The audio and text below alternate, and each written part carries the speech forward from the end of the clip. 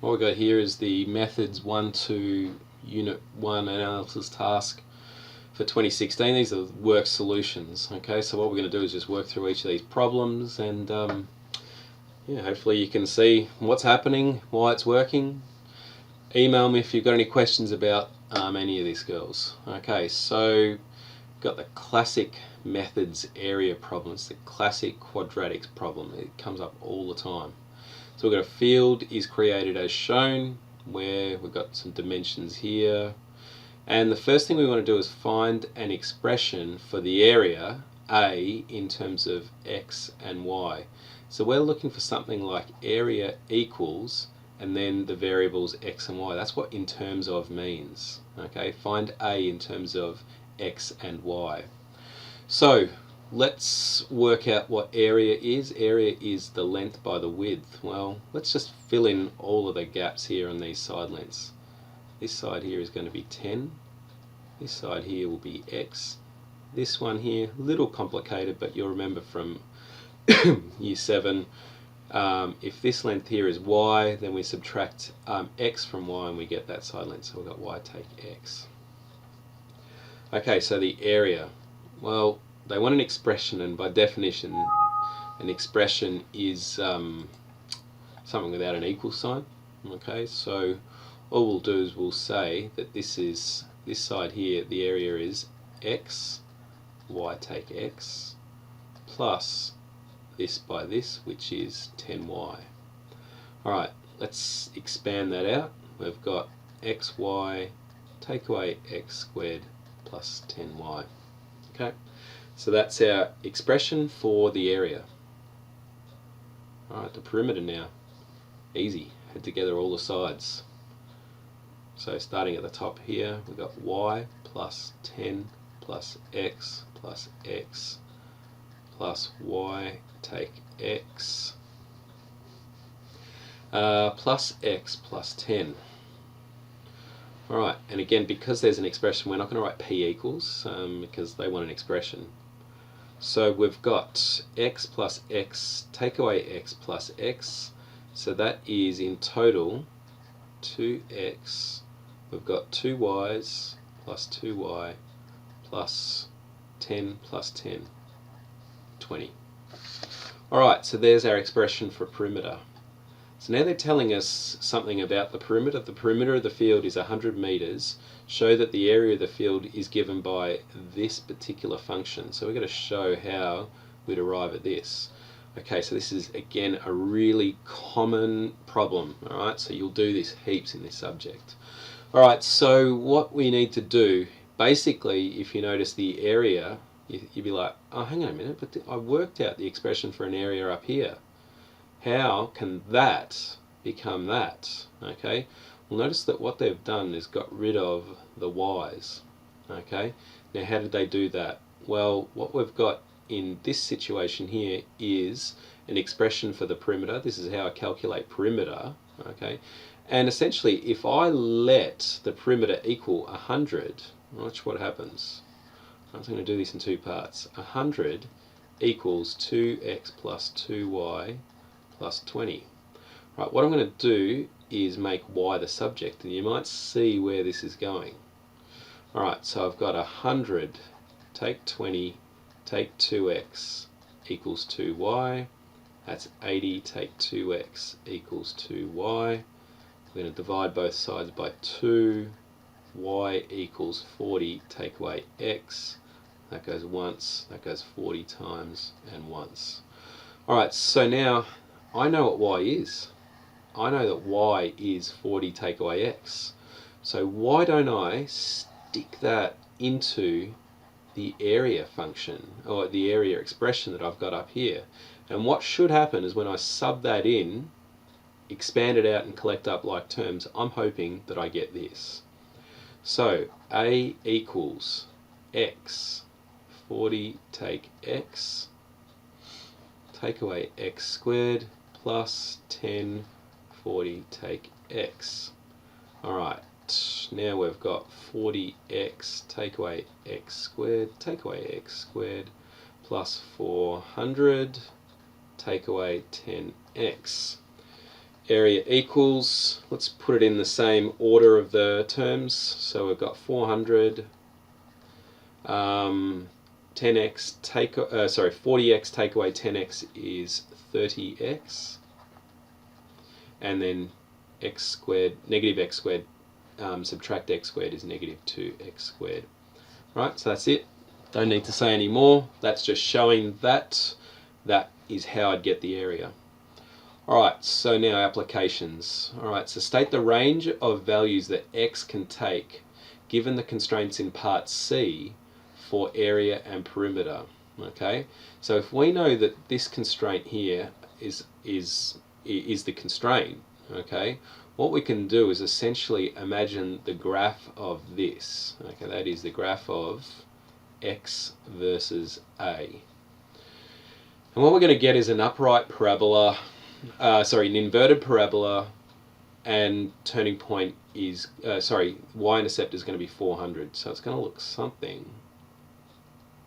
whoops, why isn't it drawing? There we go, like that. And remember what I said in class, that a lot of applications problems tend to have the action in quadrant 1. So what's going to happen is these values of x produce different areas, okay? And it will start at 400, it's going to go up to a maximum value, and then it's, as x increases, the area is going to get smaller and smaller until it produces an area of 0, okay? So essentially I know that 0 will produce an area, okay? So it can be 0 less than or equal to. But we'll think about these in a second, alright? Less than or equal to x. And what I want to do is find out what this value is here. So to do that, I'm going to graph this thing on the calculator. So we're going to go menu, we're going to go new document, and let's get a graph. So we've got 400 plus 30x take away 2x to the power of 2. Alright, let's graph it. Right, so it'll be in quadrant 1 somewhere, so what I'm going to do now is go menu and Windows Zoom, and I'm going to zoom out. And I keep doing that until I get the turning point, and we've got the turning point there. Right, now what I'm going to do is bring this value well in. I'm going to take it up to about 50. So I double click on that and change that to 50. I can bring this value, because this is quadrant 2 and I don't care about quadrant 2, I'm going to bring that all the way into -1. And there's my quadratic that I'm interested in. Right, I'm interested in this value here, the root, okay, or the 0, the x-intercepts, whatever you want to call it. So let's go menu, and we're going to analyze the graph for its zeros. Set the lower and upper bounds, 23.5. Okay, so what we're going to say is that it's less than 23.5. Okay, so they're the acceptable range of values. Okay, now let's just think about something here, right? Okay, if I can say that, if I'm saying that x can be greater than and equal to 0, but must be less than 23.5, let's have a think what x is. Okay, go up here and have a look. Alright, x is these side lengths here, and what we know is that a side length won't create this field if x is 0, okay, won't generate this shape. So what we've got to do is actually get rid of this one here, okay.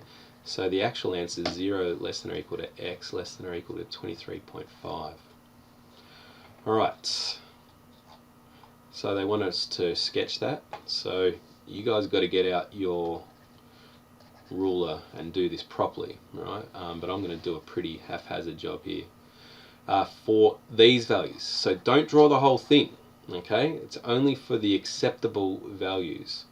So we know that the y-intercept is 400, 23.5 is down here, okay? And we're open circling those endpoints. Right, the only other thing we need is the max, or the turning point. So let's go menu, and let's analyze the graph again for its maximum. Set the lower and upper bound. The max occurs at 7.5. So you guys got to get out your ruler and actually set the scale correctly. I'm just guessing a bit here. 7.5 and 513. So I'm going to guess that 513 is up there. Okay, again, really important you understand, girls, you've got to use the ruler for this one. I'm doing a bit of a dodgy job on this, but so there's my graph. Okay. Now, label the points. Alright, well let's do it. So 0, 20, oops, 23.5, comma 0. Okay, when y is 0, x is 23.5. This one here, when x is 0, y is 400, and the TP was 7.5, comma 513. What's the maximum area possible? It's this value here, A, 513 and meters squared. Alright, so the next problem. Now, it's a bit of a tricky one here, and this is a bit of linear actually. So in the following diagram, we've got an airport located at 0, 0. That's there, the origin. They're guided by light beacons. So the closest beacon to the airport is this point here. So that's 36, -4. So I'm just going to write that in, 36, -4. And the second point, P, is 4, -75. So 4, -75.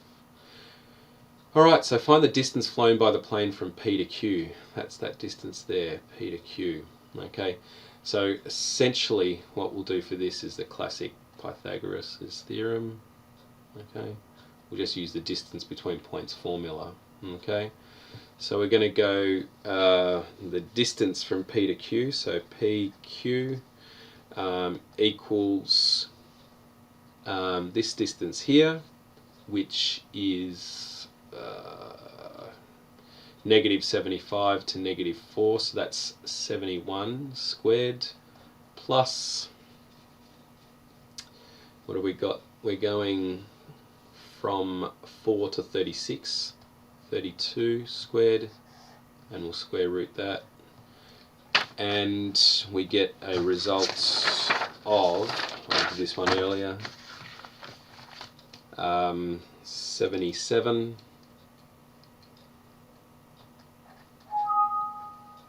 Why does this keep coming up? 77.88 kilometers. Now note that there's no rounding suggestion here, so the questions need to sort of state it, but I'm just going to 2 decimal places there. Okay, so 77.88 kilometers is the distance. Let's just check whether that's reasonable. We've got 2 shorter slide lengths of 71 and 32, so this checks out as being at least a reasonable answer. Alright, find the equation. Alright, so first of all we need to find m. Okay, now the gradient. So y2 minus y1 over x2 minus x1. Okay, so what we've got is xy and xy, and we've sort of done this already. So we've already worked out that the height, okay, or for an increase of 32 in x values, will go up 71. Okay, so it's 71, the change in y values, over 32, the change in x values. So the gradient is 71 on 32. It's not a pretty gradient, but anyway. So we've got y equals 71 on 32 x plus c. Right, we don't know what the y-intercept is, but I can tell it's going to be somewhere around like 82 or something, -82, just by looking at the Cartesian plane over here. Alright, so what we're going to do is sub in one of these points. Okay, so I'm going to go and sub in this one. Okay, so I'm going to say -4 equals 71 over 32 multiplied by 36 plus c, and let's do this on the calculator.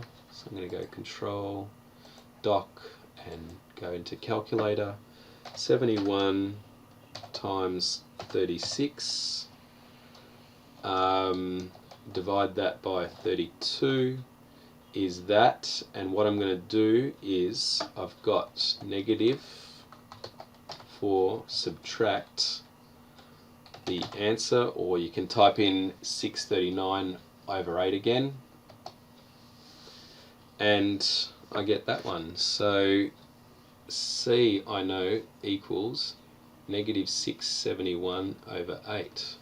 So the equation of the line PQ then will be y equals 71 over 32 x subtract 671 over 8. Okay, it's a pretty ugly equation, but again, reality means that, you know, we get numbers like this. It's a really common thing to have numbers like this come up. Okay, so don't worry in methods if you sort of get some fractions and you think, oh, you know, I'm used to whole numbers being gradients and whole numbers being y-intercepts.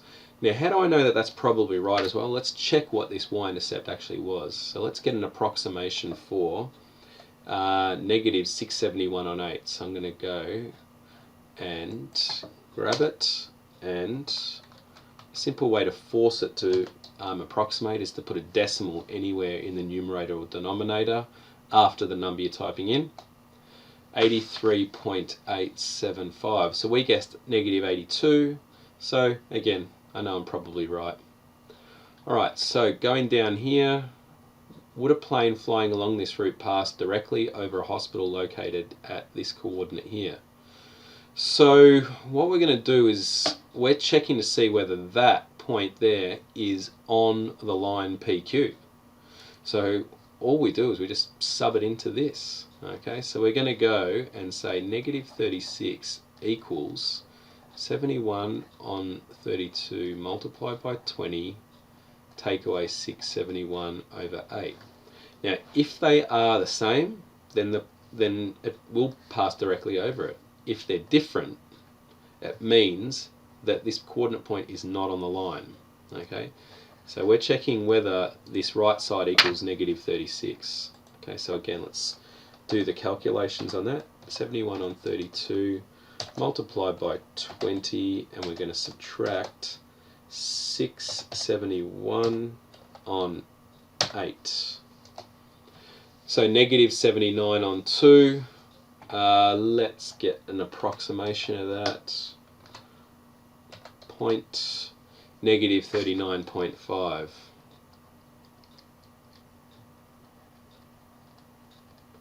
Okay, so they're not equal. That means that's not equal. Thus does not pass through H.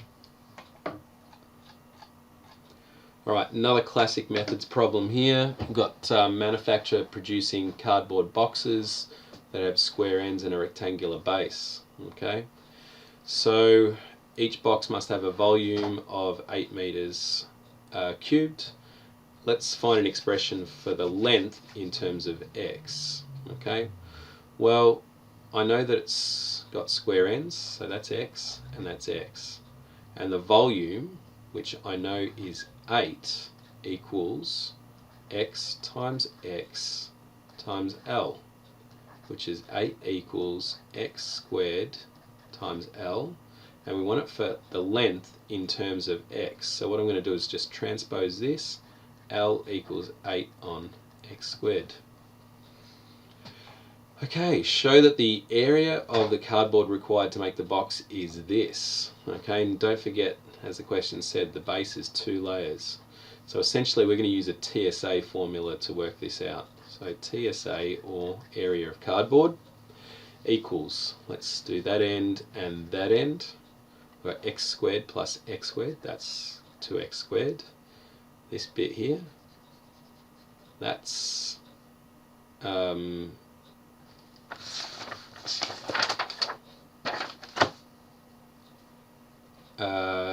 so that's going to be L, right, multiplied by x. Okay, now what I'm going to do though is, again, we just notice that I'm trying to show this formula and how that's come about, and you notice that there's no L's in that. Okay, so what I'm going to do is actually not use L, but use this new definition of L, 8 over x squared. Alright, so I'm going to say that this is, so I've got the ends, I'm going to look at this one here, but notice that this will be the same as the top, same as this side here, which is 3 sides, same as the bottom and the next one.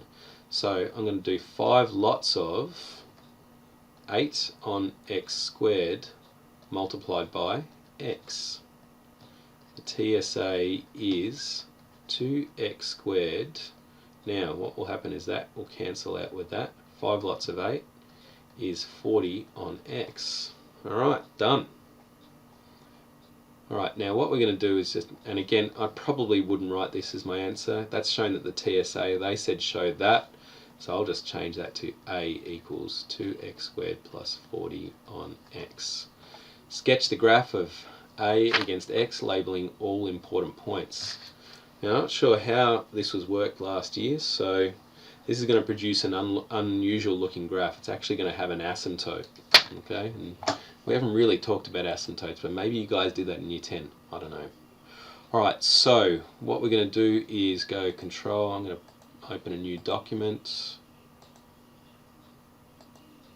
and graphs, 2x squared plus 40 on x. Alright, so this is where the weird thing is kind of happening, okay? But again, it's an area Vx. I know I'm interested in quadrant 1, so I'm going to start looking around in quadrant 1 to see what I can find and what it looks like there. So let's go menu and zoom out. Alright, and there's my graph.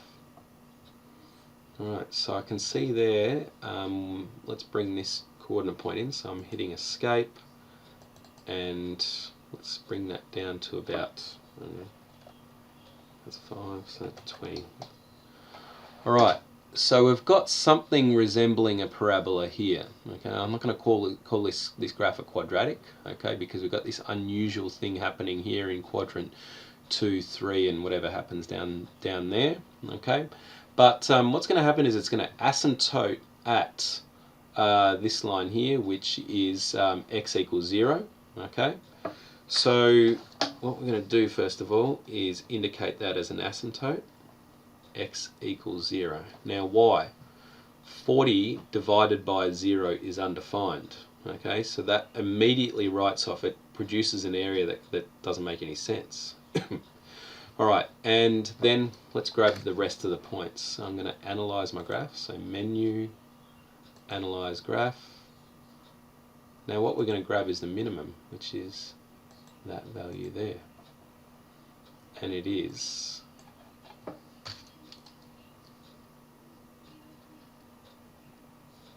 2.15 and 27.8. Okay, and the graph will come around and bounce up there. Okay, let's label the Cartesian plane XVA and 2.15, comma 27.8. What length will minimize the amount of cardboard required? Okay, so what length? I know that L is 8 on x squared, and we're looking for the minimum. Now the minimum occurs at 2.15, so L equals 8 over 2.15 squared. L equals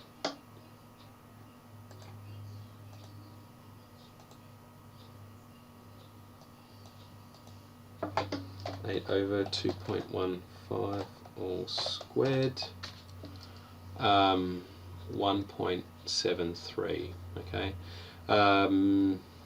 Meters, is it? Centimeters, I can't remember.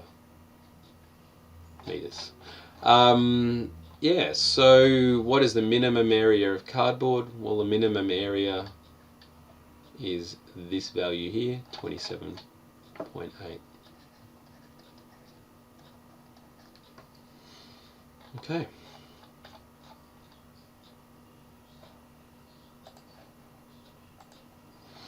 Alright, here we go with the last problem from last year. Okay, so what we've got is the equation of the curve B, which is this one here, is that. Okay, and the parabola A has an equation that. Find the value of h. Alright, so it's in turning point form. The turning point is h, 3. Now, all we need to do to find the value of h is, hello, we've got a second point there. Okay, so this point here is on this line. So essentially, if I sub in 0, 4 into this coordinate here into that, it's going to leave h as the only unknown. Okay, and then I can write the equation. So let's do it. Y equals x take h squared plus 3. Now, when x is 0, y is 4. 4 equals 0 take h squared plus 3. That's 1 equals negative h all squared. That means h, negative h, let's square root that's plus or minus 1. H equals plus or minus 1. So we've got two solutions here, okay? Let's pick one, okay? Because h can only be one value. Let's have a look. It's got to be 1, okay? H must be 1 here. So the equation has to be y equals x take 1 squared plus 3. Now what that negative 1 does is it moves this parabola 1 unit to the right, okay? So it must be x take away 1 all squared. Alright, so now they want it in this form here. So y equals ax squared plus bx plus c. So again, fairly simple. What we'll do is we'll just expand this out. We've got x squared take 2x plus 1 plus 3. Y equals x squared take 2x plus 4. Now let P have this coordinate point on there and this coordinate point, okay, where x is a value which produces this y value. Now that checks out. Have a look at that. On this parabola here, when x is a given value, then y can be calculated by that, and that's just what we've found out there. So that's good. I know I'm right there. Alright, so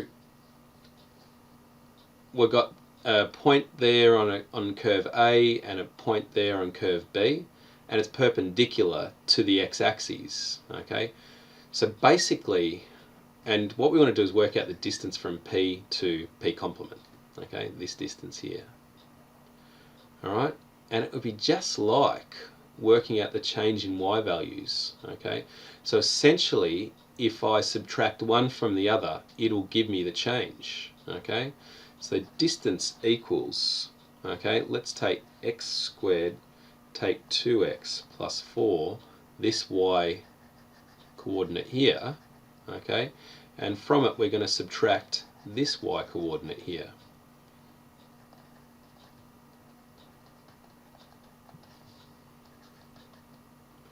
So take 2x plus 4 plus 6, take 4x plus x squared, d equals 2x squared. Ugh, my writing's terrible. Let's go undo. D equals 2x squared, take away 6x plus 10. Alright, with the help of the graph, find the minimum value of d, that is the minimum distance between the two curves, and the value of x for which this occurs. Okay, so the distance is given to us by this quadratic here. So essentially, if I graph that quadratic, right, x v d, what's going to happen is if I find the minimum value, okay, because this is an upright parabola, it's gonna 10, and it'll do something like that, and I'm interested in this value here, the minimum. Right, so let's graph it.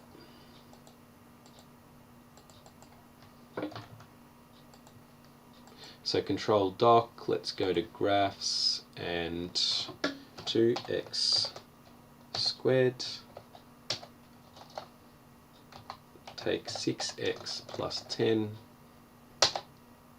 alright, and this value here, okay, and the value, so the minimum distance d for x, so we're just looking for the turning point here, so let's go menu and trace, analyze graph for its minimum, lower and upper bound, can't see it so just move it over. So it occurs, the turning point is 1.5, 5.5. Alright, and so that essentially means that when x equals 1.5, the distance is 5.5. And let's just check whether we've got a unit. No unit, so it's just units. We don't really need to use one. Alright, so that's the assessment task from last year. It's a pretty tricky one, girls. Okay, so yeah, some hard problems in here, but do all the worded problems you can access and find, and the more of them you do, the more you'll just sort of get to these ones and go, yep, seen that one before.